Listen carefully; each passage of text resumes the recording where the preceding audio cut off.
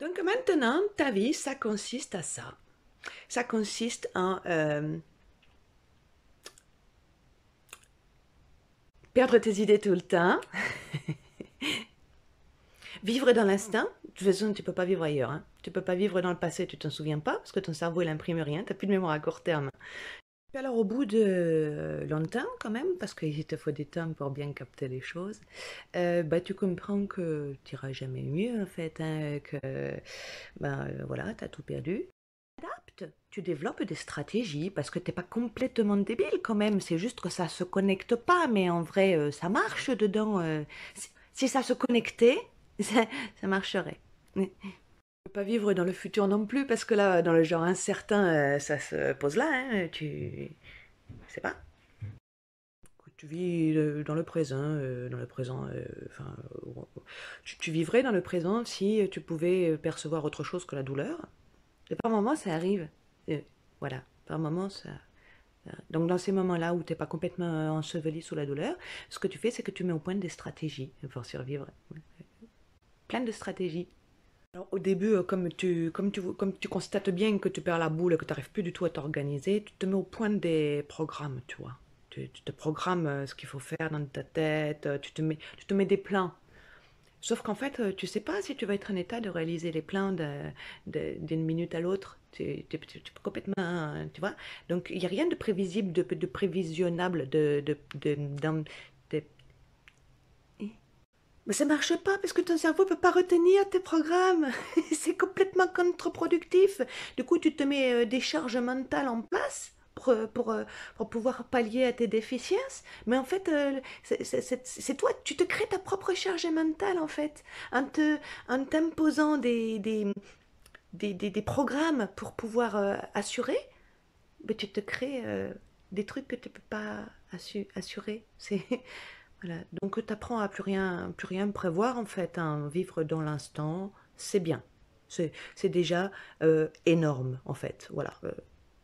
Imagine, tu es un jour vraiment où ça va pas, tu as la tête qui te fait mal, mais qui te fait mal. Ah tiens, c'est rigolo ça. Ta tête qui te fait mal, c'est une horreur, t'en peux plus. Et tout ce qui te fait du bruit autour de toi, du mouvement ou de la lumière, ça te fait des coups dans la tronche hyper violents, c'est terrible. T'as envie de t'isoler, tu veux te cacher, mais t'es chez toi avec toute ta famille là en fait. Il y a ton mari, tes enfants. Alors toi, tu te réfugies dans les chiottes, vite, vite, vite, parce que tu sais plus comment faire, tu tiens plus debout, t'es sur le point de t'évanouir, t'as presque envie de t'évanouir tellement tu souffres en fait. Tu te caches dans les toilettes et là tu te dis putain, il faut que je mette au point une plante de fuite. Tu te dis bon, je vais m'enfuir dans ma chambre. Je prends un magazine hein, dans les chiottes, je sors, je passe vite fait dans le salon, je récupère mon médicament, je l'avale, je chope le chat dans la cuisine et hop, je me tire en haut, faire un câlin au chat en me bouquinant. Alors tu sors des toilettes. Le problème, c'est que à peine t'as ouvert la porte, t'as un petit truc là, comme ça, qui rebondit, qui fait maman, maman, maman, maman, maman. Et toi, tu te fais oh putain, attends, oui, attends, je sais plus. Alors, tu te concentres, tu te dis oh putain, médicament, médicament. Vite, alors, te file dans la cuisine en évitant les petits ébulons là. Hop, t'arrives dans ta cuisine, tu te dis qu'est-ce que je devais, comment mon mari qui te dit quelque chose, tu te dis quoi, comment, quoi. Plein de fuite, plein de fuite. Euh, T'es perdu, tu vois plus rien, tu tournes, tu comprends plus rien, tu sais plus rien, tu te souviens pas ce que tu devais faire. Mais d'un seul coup, t'étais tellement mal, ça te ressaisit là, ça te fait ah si, plan de fuite, c'était ça, plan de fuite. Alors tu sors de la cuisine comme tu peux en tanguant. Euh, euh, Médicaments, ok. Le magazine, je l'ai oublié, je peux pas retourner le chercher. C'est beaucoup trop risqué de faire demi-tour et tu risquerais de tomber dans les pommes et de perdre tout le fil de ton développement.